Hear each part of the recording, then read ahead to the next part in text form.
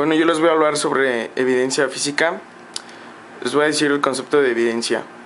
El término evidencia proviene del latín indictum, que significa signo aparente y probable de que existe alguna cosa, y a su vez es sinónimo de señal, muestra o indicación.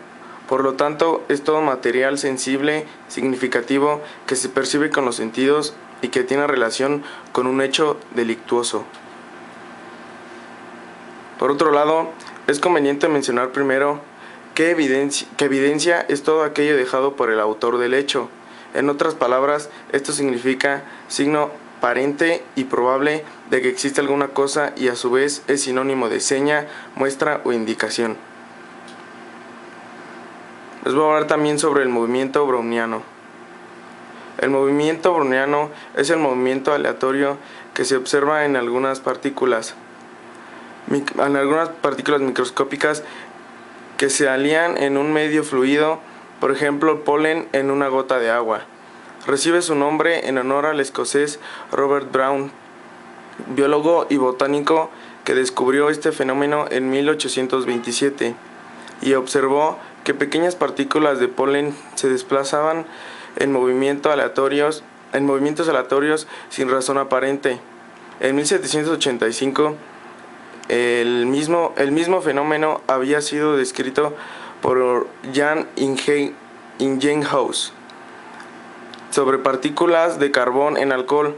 El movimiento aleatorio de estas partículas se debe a que su superficie es bombardeada incesantemente por las moléculas del fluido sometidas a una agitación térmica.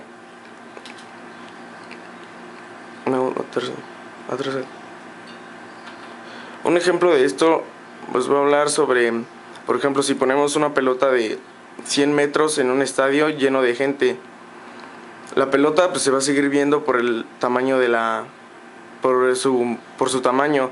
Aunque haya mucha gente a su alrededor, la pelota se va a seguir viendo. Si esta gente baja a empujarla, por ejemplo, un 51% del lado derecho empieza a empujar y un 49% del lado izquierdo empieza a empujar con fuerzas equivalentes, la pelota no se va a mover porque no tiene dirección. Esto es lo que quiere decir el movimiento browniano.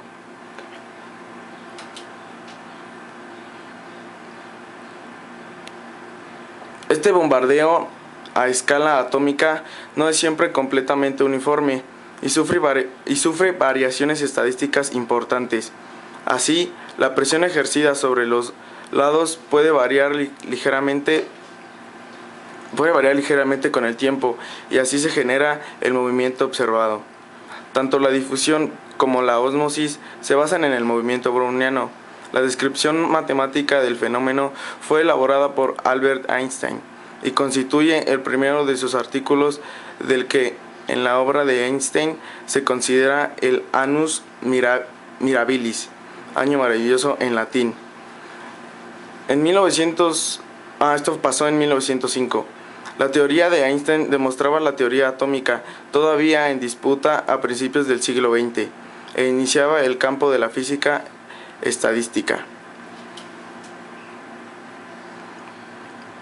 Levy, que también fue un físico, propuso el siguiente teorema, donde la condición necesaria es suficiente para un RN continuo evaluado en un proceso estocástico X para ser realmente N. Dimensiona un movimiento browniano. Por lo tanto, la condición de Levy puede utilizarse realmente como una definición alternativa del movimiento browniano.